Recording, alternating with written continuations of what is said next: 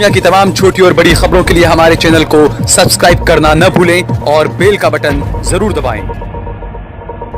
दिल्ली का चुनाव खत्म हो गया, लेकिन इस चुनाव के दौरान भाजपा के नेताओं ने जिस तरीके से बयान दिए वो बड़े ही चौंकाने वाले और देश को तोड़ने वाले थे। भाजपा के कुछ नेताओं ने यहां तक कह दिया कि मुस्लिम राज को याद करिए, एक बार फिर से दिल्ली में कहीं मुस्लिम राज ना आ जाए। इसी को लेकर जो लोग मुस्लिम राज पर, बादशाहों की हुकूमत पर सवाल उठाते हैं, उनके लिए आज हम ये खास वीडियो बना रहे हैं। जरूर इस वीडियो को देखिएगा। अगर आपको ये वीडियो पसंद आए तो इस पर कमेंट करिए, इसे लाइक करिएगा और इसे ज्यादा से ज्यादा शेयर भी करिएगा। हम शुरुआत करते हैं मोदी के गुजरात से, अहमदाबाद से। एक वक्त था जब मुस्लिम बादशाह की अहमदाबाद में हुकूमत थी। एक मर्तबा बादशाह सलामत जो हैं वो अपने महल के ऊपर, छत के ऊपर बैठे हुए थे। सामने बिल्कुल नदी बह रही थी। अचानक बादशाह ने देखा कि नदी के अंदर एक कुछ बोरा जैसा तैर कर जा रहा था। उस बोरे के अंदर क्या था, ये देखने के लिए बादशाह सलामत काफी उत्सुक हुई और उन्होंने अपने लोगों को भेजा, अपने वजीर को भेजा और कहा कि जाइए वो नदी में जो थैला, जो बोरा बहकर जा रहा है, उसमें क्या है ये जाकर देखिए।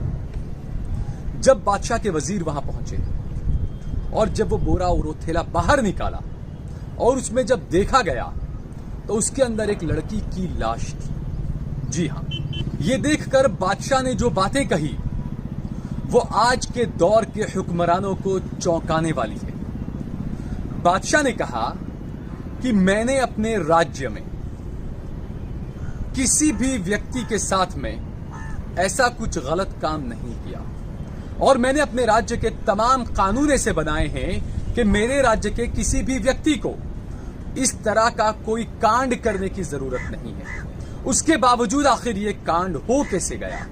उसके बाद बादशाह ने फौरन अपने कुछ लोगों को इस काम में लगा दिया और ये पता लगाने को कहा कि ये डेड बॉडी, ये लाश किस लड़की की है और इसकी पूरी तहकीकात और छानबीन की जाए कि ये किसका काम है। बादशाह सलामत के कुछ लोग इस काम को निपटाने के लिए लग गए पीछे और जो कसूरवार था उसको पकड़ने के लिए पूरी कोशिश में लग गए। सबसे पहले यह पता किया गया कि यह बच्ची कौन है। इसके लिए यह जानने की कोशिश की गई कि जो थैला था, जो बोरा था, वो कहां से आया। सबसे पहले उस दुकान के पास गए, उस टेलर के पास गए जिसने बोरा सिया था। जब टेलर से पूछताछ की गई तो टेलर ने बताया और जो बात निकलकर सामने आई वो वाकई में बड़ी चौंकाने वाली बात थी। बताया गया कि यह थैला बादशाह सलामत के दामाद ने खुद ने सिलवाया था। जब वजीर ने जाकर यह बात बादशाह सलामत को कही, बादशाह सलामत और ज्यादा हैरान हो गए। बादशाह सलामत ने इस जांच को आगे बढ़ाने को कहा और कहा कि यह पूरा मामला क्या है उसकी तफ्तीश की जाए। उसके बाद जो लोग इस बात की जांच कर रहे थे, बादशाह सलामत ने जिसको यह काम सौंपा था, वो लोग इस तफ्तीश को आगे बढ़ाते हुए उस लड़की के घर पर पहुंचे जिस लड़की की यह लाश थी।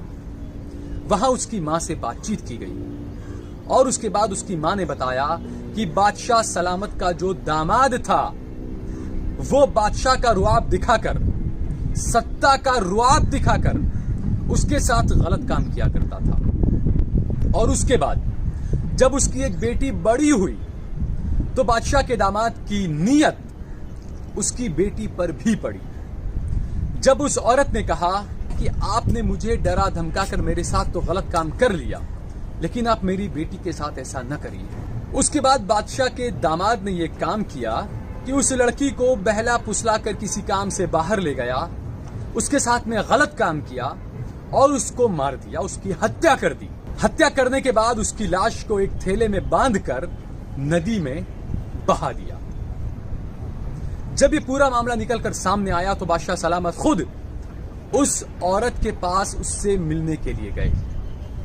जी हां, ये मुस्लिम बादशाहों का इंसाफ था, ये उनका कानून था उस महिला से मिलने के बाद बादशाह सलामत ने उस महिला से कहा कि आप मेरे दामाद को कुछ मत बताइएगा, लेकिन मैं आपको एक इत्र देता हूं। इत्र जो होता है जिसे परफ्यूम कहते हैं, आजकल वो परफ्यूम की तरह ही एक इत्र होता है। बादशाह सलामत ने अपना एक इत्र उस औरत को दिया और कहा कि आप मेरे दामाद की अच्छी सी दावत करिए, उसको खाने पर बुलाइए और उसको ये इत्र दीजिए और उससे कहिए कि जब आप रात में खाने के लिए आए तो ये इत्र लगा कर आए। ये एक खास इत्र था, इसकी खुशबू और ये जो इत्र था ये बादशाह के अलावा किसी और के पास नहीं था। बहरहाल उस औरत ने बादशाह के दामाद से बात की और उससे कहा कि मैं आपको दावत पर बुलाना चाहती हूँ, आज एक खास दावत आपके लिए मैं कर रही हूँ, आप मेरे घर पर दावत के लिए आइए और ये एक इत्र है, आप ये इत्र को लगाकर ही आइएगा। और उसके बाद बादशाह सलामत खुद उस औरत के घर में छुप गए और उसके पूरे घर में खूब सारी रोशनी कर दी।